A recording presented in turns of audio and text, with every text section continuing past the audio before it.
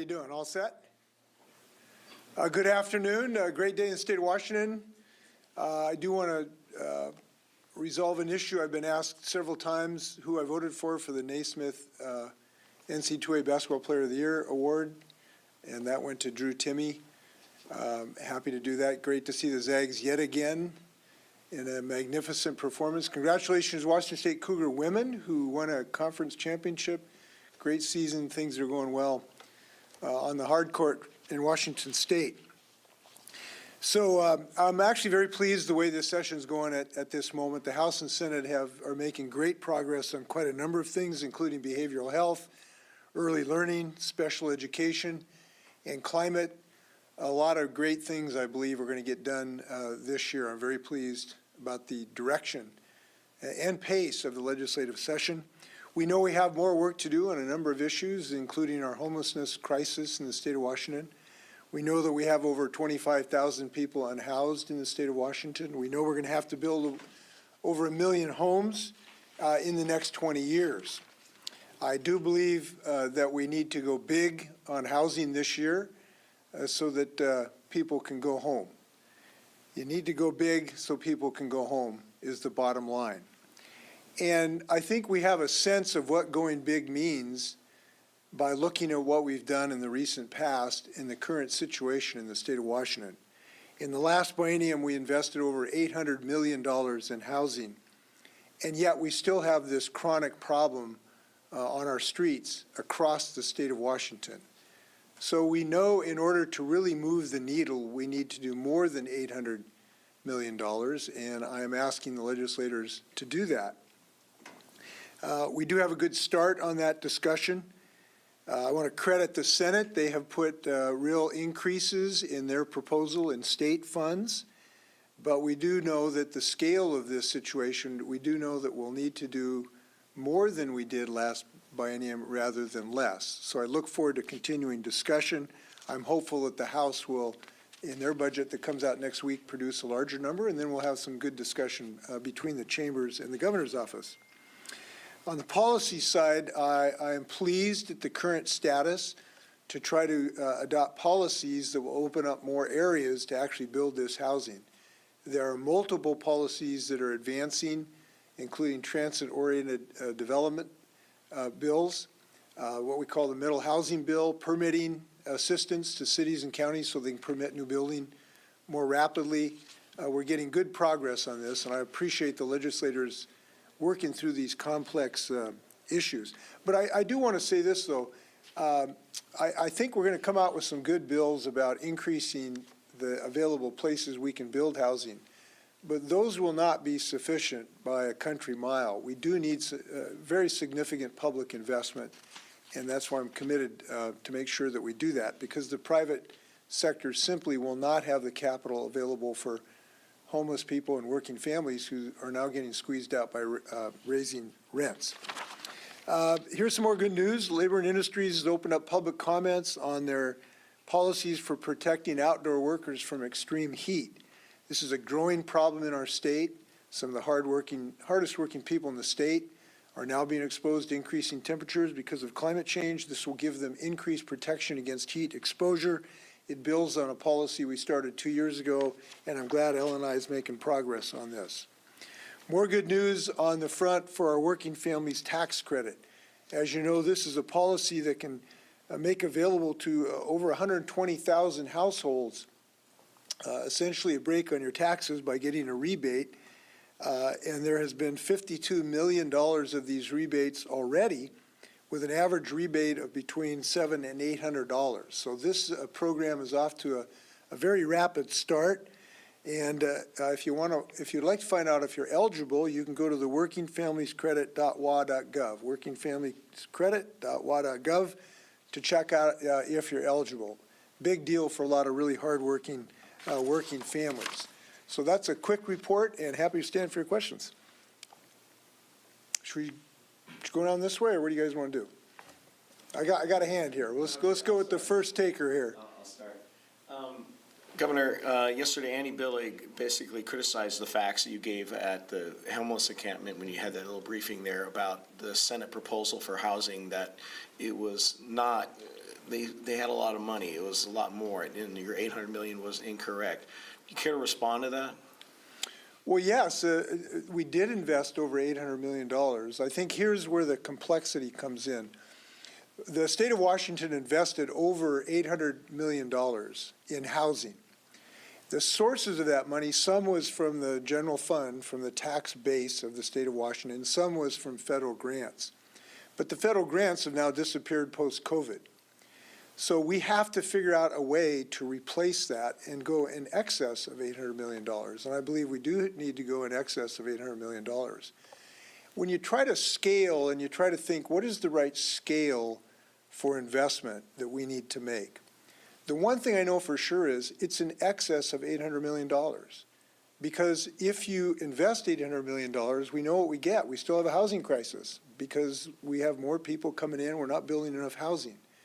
So it's clear to me that we have to, from all sources combined, come up with more than $800 million. Unfortunately, we don't have those federal grants available to us anymore. Now, the Senate did increase their state from the general fund. They did propose increasing from what they had done in the past by several $100 million, which is good. I want to give them a credit for that. But because of the disappearance of the federal dollars and the scope and scale of this crisis, it is clear to me that we are going to be bedeviled by the scourge of homelessness if we do not invest over $800 million. I think that is very, very clear. So I want to, again, give credit to the work they've done. They've started this discussion. I've made a proposal on how to finance that with this bond, which has very, very wide approval. And so that's one of the ways to finance this. I commend it to the Senate. We'll see what the House does. They may look at this or some other proposal. But one way or another, we need to have a scale at that rate. Can I just do a follow-up? Yeah. Just in terms of your $4 billion plan, do you have a plan B now that the revenue forecast came out and in the next two bienniums it's going to be down lower than what the forecast was? And you had been talking about possibly a method of not having a levy go to the public vote. What do you see from that forecast, and do you believe the levy will go to a public vote, or do you have a plan B? Well, I believe this would be widely accepted by the public, and there's good polling on this that we can share with you to show that, by large majorities, the public believes we have a housing crisis, and they believe this is a realistic approach. So I'm very confident it would pass. And I guess, one of my questions to the legislators is, what's wrong with letting the people make this decision? We're simply asking the legislators to let voters make this decision at the ballot box. I don't think we should fear the voters on that. So I'm happy to give that to the voters for a decision. So I'm just very confident it would pass, and I think that this is getting further consideration. We'll see what the House does. I can't tell you what they're going to do yet. We all have to remain in suspense for a few more days in this regard. But I feel fairly confident they are going to be more aggressive on this, and then we'll start discussions to find out what options exist. When you said go big or go home, I think I know what you meant by that, but are you drawing a line here where you would say we're not going to adjourn this legislature or go into a special session potentially if they don't reach the mark that you've put down? No, it's too early to be talking in those terms, actually. And actually, the quote, which I shamelessly plagiarized from a great writer at the Tacoma News Tribune, actually is we need to go big so people can go home. I originally had said we need to go big or go home. He actually said the better quote is go big so people can go home. And I believe that's what we're trying to say here. But I think people do know how intensely I believe Washingtonians want a solution to this homelessness crisis. I believe people feel it very deeply, both from a sense of frustration of seeing this in their neighborhoods and in these terribly unhygienic conditions, and of a sense of frustration and to some degree anger, but also from a sense of compassion of seeing people having to live in these conditions. It's really interesting. I had a discussion yesterday with a woman down at Wagner's at lunch. Trudy and I had a minute for lunch. And she says, I just am of two minds about this homelessness crisis. And I asked her what she meant. She said, well, half the time I'm really, really angry at people who are living there, who are putting their trash out, and I have to look at it all the time, and it makes me angry. And then 2 minutes later, I feel compassion for the people, thinking, geez, that could be my son who has a mental health problem living like that. And it just hurts my heart to think that we have so many people having to live in those conditions. Some who have untreated mental health problems, some who need drug treatment, and we have to assure that they get drug treatment. But if you're going to do mental health or drug treatment, it works a lot best if you're under a roof instead of a blue tarp. And so her comments, I thought, captured the sentiments, I think, Washingtonians. At one moment, being frustrated of seeing it, and another moment having a sense of compassion of not allowing people having to live like that. And I thought that kind of captured a lot of people's sentiment. Governor, 2 questions for you. One of them on housing. I know some lawmakers have had concerns with the bond of taking on too much debt in the state. I know the state treasurer said something about that too, concerns about the debt ratio. What would be your response to that? And then the second question, the Anti-Defamation League put out their annual report on anti-Semitic incidents this week. Washington hit a new high, Oregon hit a new high, and for the 3rd time in 5 years, there's been a record number around the United States of harassment and attacks and stuff. I'd just be curious to get your broad response to that.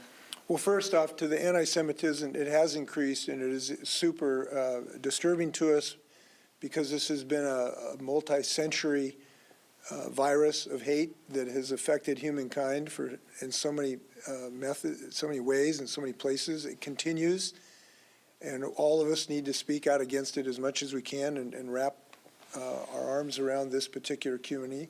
It is not the only kind of hate, but it is a virulent hate that has persisted for so many centuries that we have to be particularly speaking against it, and I will and will continue to do so. On the bond, look, what this is it's like a mortgage. When you buy a house, you get a mortgage, you sign a bond, you sign an instrument, and then you build a house, and you have a house at the end of the process. That's what we're doing here. We're buying a house, and the good thing about it is when you issue a bond and then you build a house, that money doesn't just disappear. You have a house, you have an apartment building, you have rapid transitional housing, you have an asset. So basically, we are having some debt, as we do when you buy a house, and at the end of the day, you've got something for your money. So when we build a low-income housing program, I went to one in Bellevue the other day that's about 400 units. That is an asset that's going to be here for decades. That's the first thing I want to say, because some people think that this just kind of evaporates. No, we're creating a value for the state of Washington. That's number one. Number two, we're doing it at a rate that is not abnormal. I want to repeat this. This rate of borrowing is not abnormal for the state of Washington. I will distribute a graph to you that will show that it is an extremely modest increase in the average debt service that we've had. Over the last 20 years, it's averaged, our debt service as a percentage of the revenues has averaged about 5.5. This would go up to like 6.1. Very marginal increase. And it'll be about 5.75 had we not even done the bond. So there's very little difference. This is something that is largely consistent with what we've done. In the first 10 years of this century, we were between 6 and 7%. So this is not out of the range of ordinary behavior for the state of Washington. It is very easily accommodated. There could be some additional borrowing costs, as there is when you borrow money, but we do it for a good purpose. This is a crisis. This is a scourge, and it's going to get worse if we don't act. So I think it is well worth it to act in a way that is consistent with what we've done previously. State of Washington has a good bond rating, in part because we have such good our pensions are so well funded. We're very fortunate. And because people recognize we've been so responsible, we have a very good bond rating. Could it change? It's possible. But if it changes back to something that we had the first 9 years of my governorship, we managed to run the state quite well, thank you, with that bond rating. So I think this is a very, very almost status quo approach that we have. Now, if there are other ways to finance this, I am open to other ways to finance this. I have proposed one way to do it, which is this bond. I thought and continue to think it is the most likely thing to be able to get through both chambers ultimately. But if there are other means of financing that, I'm open to other ideas. Governor, the Senate budget released today puts almost $3 billion into education, which I believe is close to what your proposal had as well. Senator Rolfe has said that she thinks this will help some school districts avoid perhaps school closures and layoffs, but she said the big problem remains the student loss, not just learning loss, but student loss.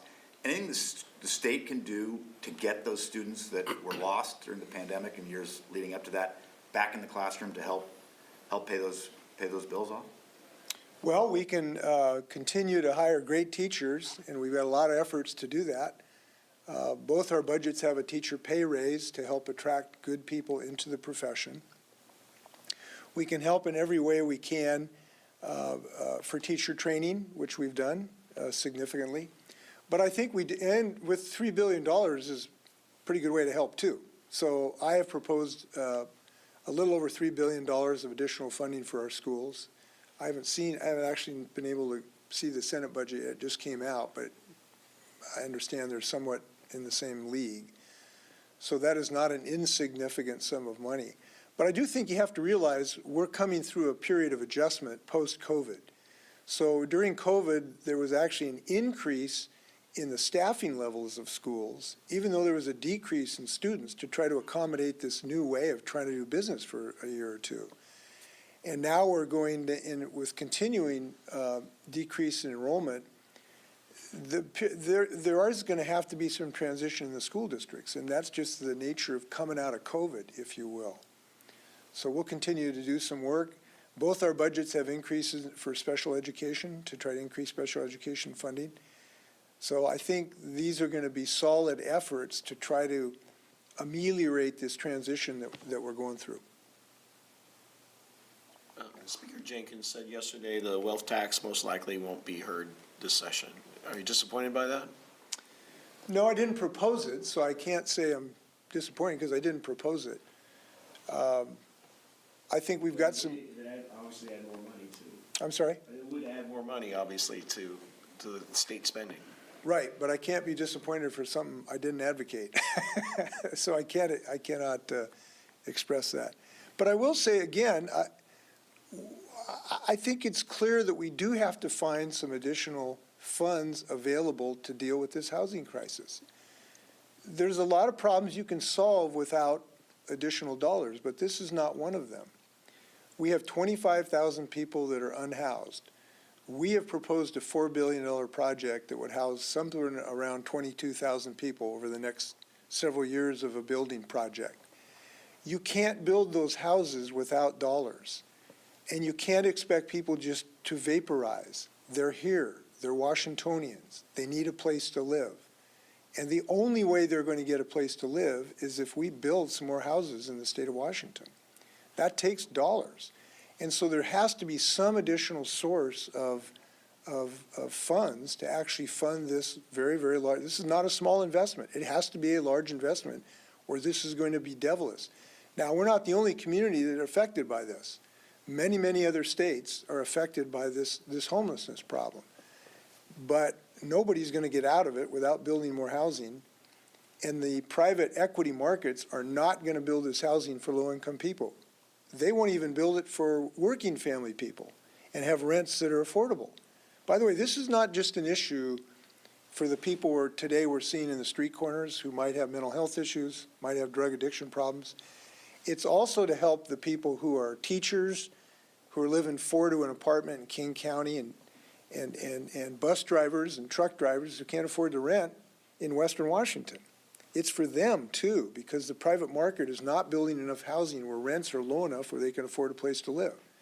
So this is for people who are working, who don't have mental health, who don't have a drug problem, but they need a place to live. So we have to make that investment. We're not going to be able to make that investment unless there's some additional fund available of some nature, because we don't want to reduce the money going to our public education system. We need $3 billion more. We shouldn't cut higher education dramatically. We know we have to make large investments in mental health as well. So there's not a lot of dimes under the cushion to solve this problem. It does need additional revenues from some source. Yeah. Governor, I was wondering if you had any thoughts about Senate Majority Leader Andy Billig's Senate Bill 5447, which would create a preferred business and occupation tax rate for large biofuel producers. That bill still has a 20 million gallon threshold. I was wondering if you had any thoughts about whether that threshold is too high, or better still, what the state can do to help smaller renewable energy startups that aren't producing 20 million a year. Well, to start with, I have huge respect for Senator Billig, so most of his ideas I agree with. I'm a great proponent for biofuels and would generally be supportive of ways to enhance the growth of that industry.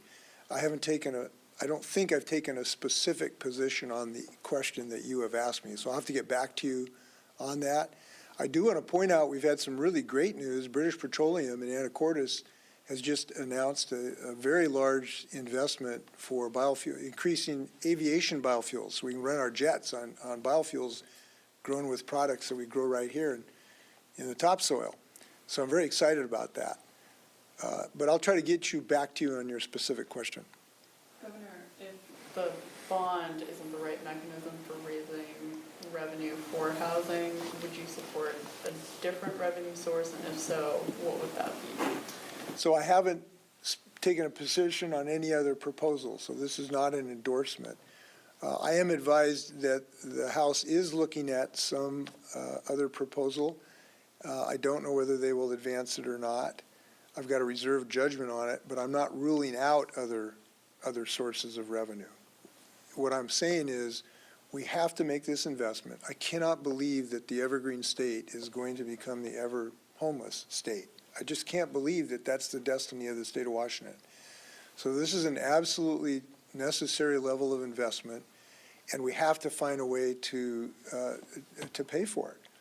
So if the bond is not the mechanism, I will be open to other ideas on how to do that. Now, there's an increase in the excise tax for certain high-value homes that I've heard they've had some talk about. I'm not ruling that out at all. But one way or another, we have to find a way to finance this necessary investment. It is a crisis. Governor, is there a chance then, kind of going, I guess, off of Jim's question earlier, that you wouldn't sign a capital budget if it didn't hit a certain threshold for that housing investment? Well, I appreciate the tenor of your question, but I just think at this point, this is not the moment where the governor feels it's helpful to kind of issue what are called threats in the nomenclature of the legislature. But what I will say, though, that, I'm fifth or sixth generation Washingtonian, depending on how you count. And legislators do need to know how passionately I feel about this subject, because I feel that this is a real dark moment for the state of Washington, to think that we could become a state where this is a permanent condition, that we would accept this. I've been to other nations that accept this. This is in other nations that has become just background noise to see hundreds of thousands of people living in the streets. And they just think, well, that's just, we just accept this. This is good enough for us. I think we're a better state than this. I think that we are at a Y in the road of whether we're going to say we're going to refuse to accept this, or whether we're just going to sweep it under the rug. And you don't sweep this under the rug because it's so visible to start with. So I am very committed to this, and I'm asking the legislators to dig deep and join me in this leadership position in some other way. And this is early in the process, actually, and I'm glad that I think both chambers are seriously thinking about this. Again, the Senate has made some improvement on what the state has contributed, even though it's less than what we actually did last year, and we need to do more. So I think they know how committed I am to it. Governor, the latest IPCC report came out on Monday. What are your general thoughts on that? And do you think Washington's on track to meet the goals that were recommended in the report? Well, I have a lot of thoughts about this. Won't surprise you. My first one was, I wish people would have listened to some of us back in 1992. We would have been in a lot better shape. But thank goodness Washington State now has taken real action. I'm really glad our first auction went well on the Climate Commitment Act. We're moving forward on getting people heat pumps, electric cars, batteries, the whole 9 yards. We're making tremendous progress. I'm very proud of our state. I do believe we do have the best climate change and clean energy policies in the United States. All of those cylinders are clicking. There's no major roadblocks in any of the policies that we've rolled out. So I'm very, very proud of our state. But if you read the IPCC report, it'll just blow you away as to what we're looking at. The pace of this monster continues to accelerate, and that means we have to continue to accelerate our issues. So we're always looking for ways to accelerate our efforts in the state of Washington. So my thoughts are really proud of our state and really committed to always look for new opportunities. Follow on that, the state hasn't historically. By the way, excuse me, Jim, you asked another question too. You asked. Oh, I just asked general thoughts about the report itself and. I thought you asked me a second question, but anyway. I mean, the state hasn't met its.